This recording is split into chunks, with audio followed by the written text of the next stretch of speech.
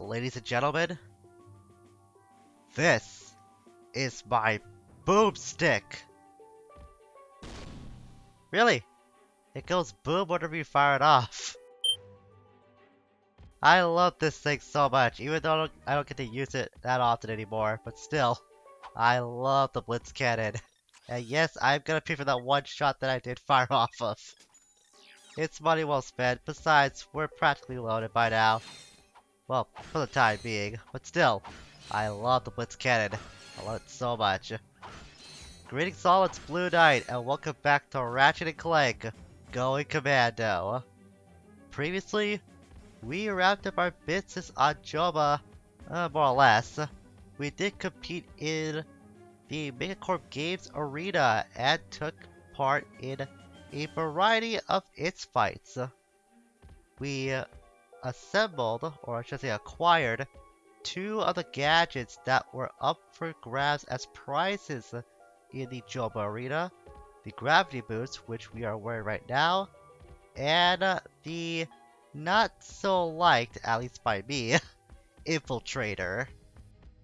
By the way, if you think the charge boots are now unusable because we now have the gravity boots on, oh, they are! I thought that it would still be useful even though you don't have them on. Okay. That's something I didn't know. I thought they would be useful no matter what. Well, I guess I should equip those in the future because I'm pretty sure when you do use the gravity boost, they automatically get equipped to you. It's like with the grind boost. So there really is no point in having these things on, even though it does look really snazzy with our current armor, if I do say so myself. Today we're gonna do a variety of backtracking as we have some business to take care of before we proceed to Todano. First off, we're gonna make our way all the way back to planet Uzla. You didn't think we would come back to this planet? Well, think again. We have something we can do now because we have the gravity boots. What we have to do is go all the way over here. It's near the end of when we initially went through this place. I'm gonna switch off to the not gravity boots, the charge boots to see if my theory's correct. I'm pretty sure this is gonna work out. Yeah, you can see that our boots changed when we stepped onto a metal surface. And then they changed again when we stepped off. So, like I said, there's no point having the grind boots or the gravity boots on. It just negates you from using the charge boots as a feature. That's a pretty nifty thing that they did add in though. It was the same thing back in the first game with the magnet boots when it came to these solid surfaces. Well, upon reaching the top here, we have ourselves a handy Megacorp weapons vendor. Just making one last pass through to see if I got all my ammo. Yes, I do. Let me check my weapons, my weapon wheel. I'm gonna switch out something. Yeah, I just got the mini rocket tube. And we'll switch out for this. That's not gonna be useful to us as we get further into the game. And we'll make room for this because we need to showcase this at some point. Yeah, see, that's pretty good. So slide down here. And we get to encounter a secret boss. This thing I did not know about for the absolute longest time. But it kinda makes sense if you think about it. This is the Swamp Monster 2. If you remember, all the way back at our first visit to this planet at the beginning of the series, we fought what was a pair of tentacles along a very large eye when we were on our way to the mall the first time around. Well, I guess this is what we were fighting back then, but now we're fighting it in its full form. However, the boss fight itself, it's not that eventful, really. It's not that hard to do, especially at this point in the game, where you're gonna be a lot stronger than you were back on your first visit on Uzla. You're gonna be armed with a lot more weapons too, for you to fight this thing. Just keep your distance. Sometimes it will swipe at you, other times it will spit something at you to remove one of the lily pads. Other than those two things, this thing isn't that bad. Makes me wonder why that we had to wait so long to fight it. And I don't think it really changes a whole lot. Uh-oh. I say that now, and oh god, it ate me. Well, it's not an instant kill, thankfully. Oh, it tried to spit me onto the murky water. That was sneaky. I've never seen it do that before. I was gonna say, it doesn't really do a lot of changes to its attack pattern, and then it started charging it right at me. Gets to want to shut me up. Oh, that's also new. Alright, I guess this boss is a little more dangerous than I give it credit for. I've only fought this thing a handful of times, so I'm not that experienced in going against it. Oh, and now it's trying to do this thing. Now let's use this just to weaken it down a little bit. I don't like using upgraded weapons for the sake of this series because I want to upgrade as much as I can before we do reach the end of credits. But just to weaken it down, I will make an exception just this once. No matter how much flashing is going on though. I apologize for that. Again, this game just has a tendency to use this kind of effect. Just gonna have to go away for a bit now before I get eaten up again. I don't think to my recollection this thing has any kind of instant kill attacks. You think that the eating thing would be an instant kill on you? But no, it just ends up spitting you somewhere else. You don't take that much damage either. Surprised that it did manage to catch up to me that time. I did not think it was close enough to do so. At the very least, my Synthanoids are getting some screen time firing at this monstrosity. That's lost my secret ammo. Did weaken it down considerably, so I'm thankful for that. It's not really wise for me to use the Bowser of all things against this monster.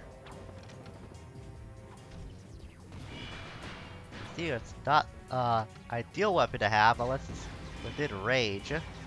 Even then, it's still doing a bunch of damage.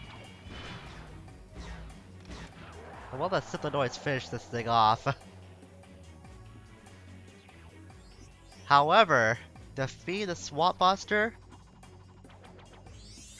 gives us a brand new gadget, something I didn't know about, and something really handy too, the Box Breaker. I thought for whatever reason this thing was back in Ratchet Clank 1, but no it's not. It debuted in this game if my research is correct. But this is gonna make getting a couple skill points in the game now a lot easier to do, especially with one that pertains to this very mall. What we have to do is to break all the breakables inside this mall. You could do this as early at the start of the game when you first step onto this planet, but I recommend waiting until you get the Box Breaker because if you do the Slam move or the Hyper Strike move, it breaks all breakables around you outright, which is a lot more handier to use than having to use like a weapon and spend ammunition on taking apart some breakables for what's really a minor achievement, a minor skill point in the grand scheme of things, but it's still required for completing the game, so c'est la vie, I guess. But that does not diminish just how helpful the Box Breaker can be when you're in need of collecting some bolts. I mean, you saw how easily I was able to complete this skill point. If I was trying to do that the quote-unquote old-fashioned way with my other weapons, it would have been a waste of ammo, a waste of money, and a waste of time too. It's better just to wait till later on before you can get that skill point. That swamp monster, that box breaker, is something I didn't know about for a long time that I was in this game. I know something like the box breaker does appear in later games. I think it appears in the very next game, if I'm correct. But I did not know it originated here in Going Commando. I went literal years without even knowing that the Swamp Monster 2 existed. So you can imagine it was a nifty discovery for me from when I did find it just randomly playing one day. Just one of those cool discoveries I was able to make on my own. Also, the purpose of the box breaker led me to learning something about the Omni Wrench itself, something that I didn't consider as to why Ratchet was able to gather bolts so easily.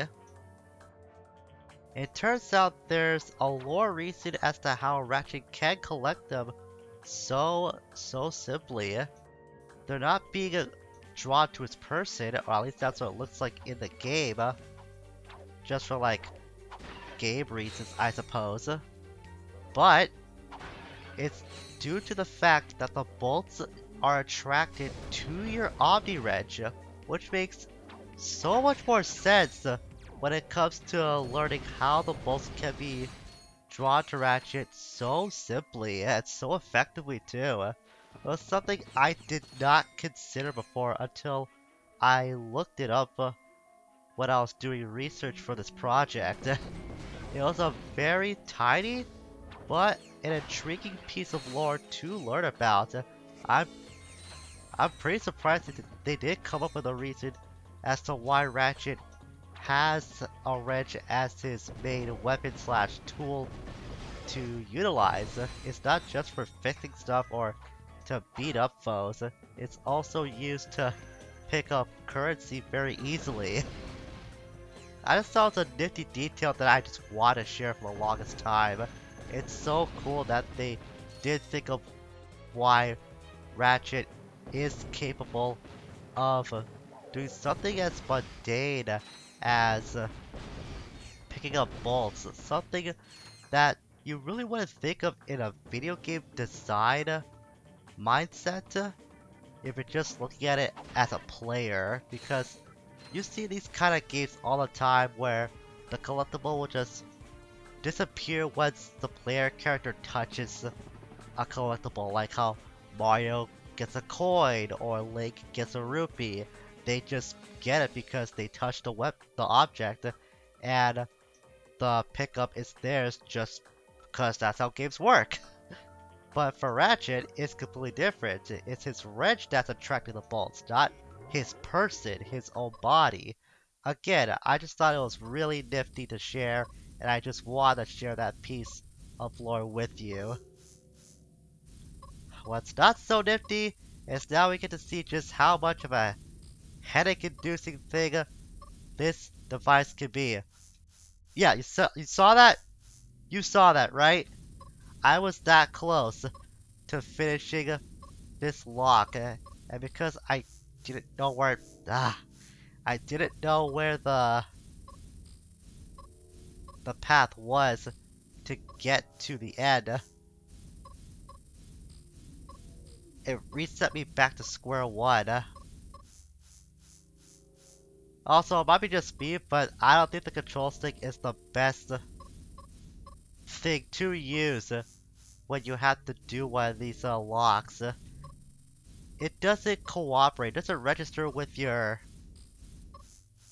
direction pointing, I guess, all the time. It doesn't register with how you want it to register, is how I'm trying to say it.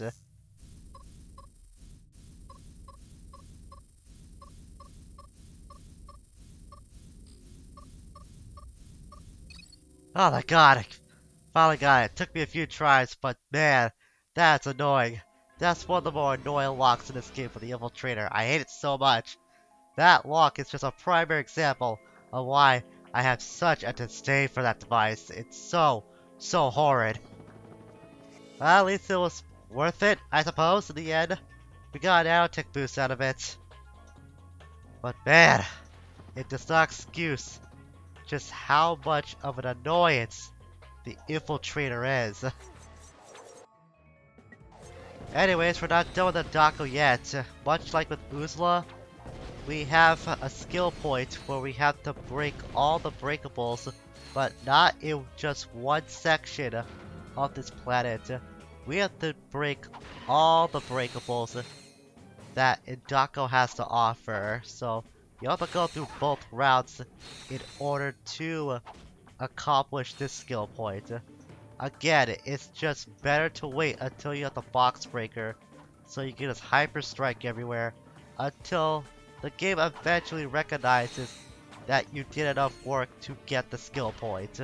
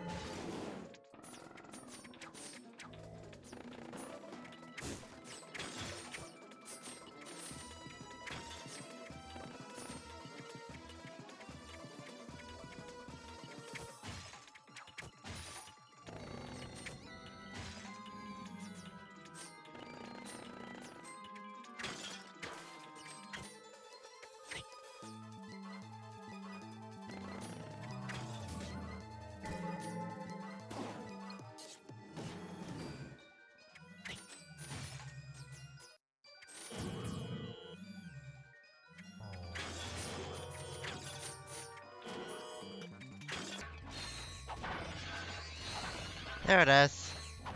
You have to go through both routes to use the box breaker repeatedly, but eventually the game will let up and give you the skill point. At least you'll get a bunch of bolts out of it, which really makes you think how many bolts you may have truly missed out on when you were without it for so many levels. Also, goodbye Game Pyramid again. Guess Ratchet had enough money to buy a replacement console, but I just totaled that again. But to be fair, Spacious Wars or Sheep Blasters or whatever it was, it's not that fun. At least not without another person. A fun distraction, if anything. And if you think that this whole breakable business is done, you'd be wrong. They put a third skill point. That's exactly like this. Exactly like the last two that we just did.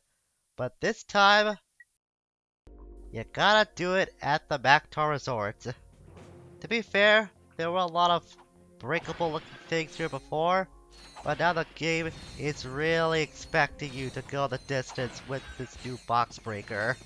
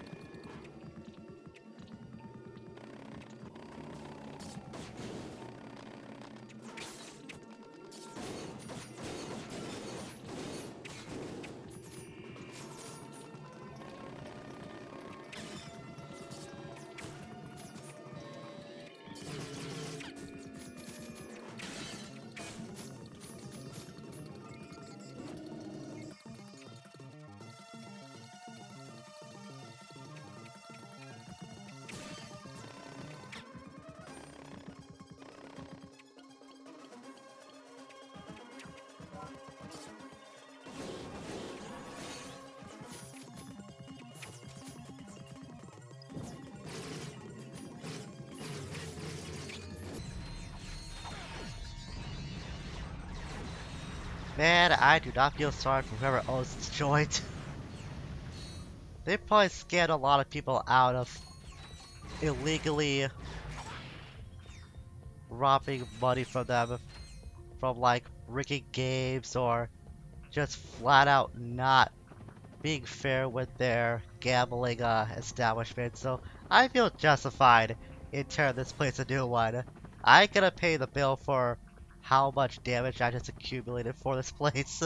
That's gonna be for the owner to worry about, not for me. I got more important business to take care of.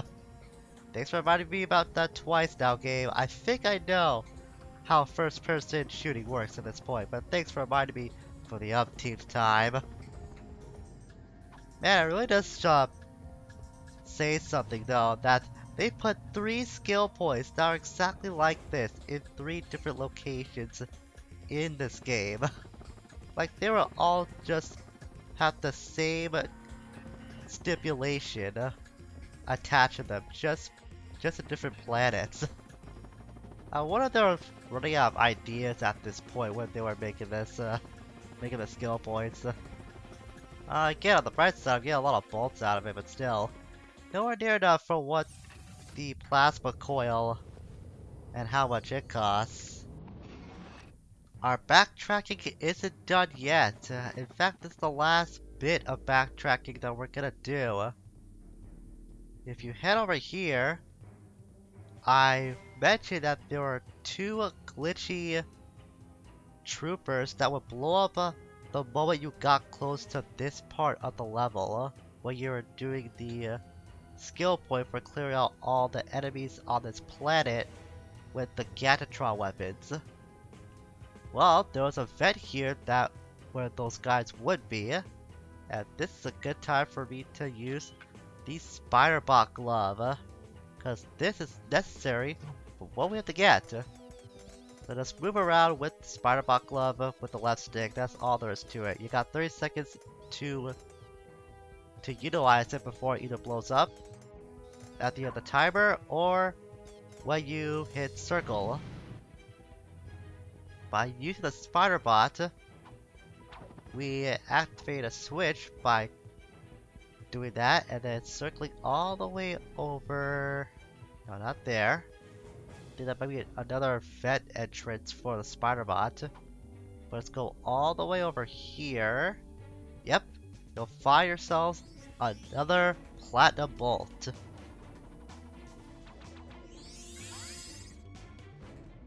So that is doing really nice. Got ourselves another bolt. And the last one too for Dabo, it was one that I said we couldn't get at the time, but that's because we lacked the right item in order to access it. I don't know how long this is gonna be when I put this together, but I think we're gonna call it an episode for now. I honestly forgot how much backtracking we were gonna do after we got the gravity boots. But we got all that taken care of in one episode, and we saw a pretty nifty boss fight, probably one that a lot of people don't know about, or they just flat out forget to check up on after they get the gravity boost like I did for so many years. So next time, if this episode is not short enough, we'll make tracks for the next planet of the game, Todano. I did say we were going there before, but like I said, I forgot how much backtracking we had to do, so sorry for unintentionally lying to you. But next time, we'll be at Todano for sure. In the meantime, I'm gonna grind up some bolts off screen so we can finally get that plasma coil, and for the next weapon that's gonna be unlocked once we reach Todano, because the next one we can get is also pretty dang expensive as well. Until we meet again, farewell for now.